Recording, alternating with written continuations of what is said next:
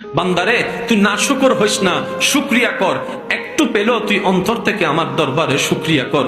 বান্দারে আমি বেশি কিছু চাই না তোদের কাছে, খাবার শুরুতে একটু আমাকে স্মরণ করবি, খাবার শেষ করে একবার আমাকে স্মরণ করবি, ঘুমানোর আগে একবার আমাকে স্মরণ কর, ঘুম থেকে উঠে একবার আমাকে স্মরণ কর। বান্দারে তুই শুধু তোর জীবনের ব্যস্ততার ভিতরে আমি রবকে স্মরণ করার জন্য বাহানা খুঁজতে থাক, কৌশল করতে থাক, যেমনি পারস আমি রবকে একটু স্মরণ কর। বান্দারে তুই কোন রকম ব্যস্ত জীবনে আমাকে স্মরণ করতে করতে একবার তুই কবরে আয়।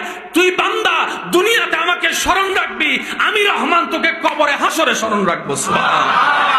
বান্দারে কখনো তরকারি পছন্দ হয় নাই বলে ফেলে দিস না, কখনো তরকারি পছন্দ হয় নাই বলে ভাতের প্লেট ছুটে ফেলে দিস না, কখনো স্বাদ হয় নাই বলে রাগ করে প্লেটটাকে ছেড়ে উঠে যাস না। বান্দা উঠে যাস না, কারণ তুই দেখছিস সেটা বাদ, কিন্তু একটু অন্তরের চোখ দিয়ে দেখ, প্রত্যেকটা ভাতেই তো আমি আল্লাহর রহমত জড়িত। সুবহানাল্লাহ।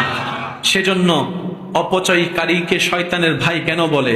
আল্লাহ আপনাকে দয়া করে রহমত করে আমাকে আপনাকে এক প্লেট ভাত দিয়েছেন, আপনি আমি অর্ধেক খেয়ে যখন আর অর্ধেকটা এঁটো করে উঠে যায়, রব বলে যে তুই ভাতকে অবহেলা করস নাই, আমার রহমতকে অবমূল্যায়ন করেছিস, আমার রহমতকে অবমূল্যায়ন করেছিস, আমার দানকে অবমূল্যায়ন করেছিস।